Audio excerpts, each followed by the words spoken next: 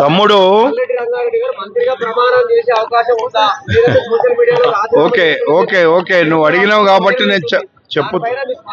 Yes yes ఇప్పుడు ఒక్కటే అమ్మా, 10 జిల్లాల తెలంగాణలో 10 మంది మంత్రులు ఇచ్చిన తర్వాతనే మిగతా ఇవ్వాలని మా రాహుల్ గాంధీ గారికి మా అధిష్టాన వర్గానికి చెప్పడం జరిగింది.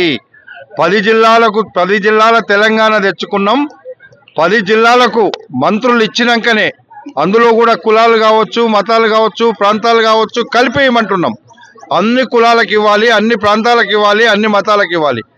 నేను రాజీనామా చేస్తాను ఎందుకన్నానంటే, ఒక సామాజిక వర్గంగా నేను ఒక రెడ్డినున్నా, రెడ్డిలు ఎక్కువైనరు అంటే అవసరమైతే నేను ప్రజల కోసం పదవిని త్యాగం చేస్తా.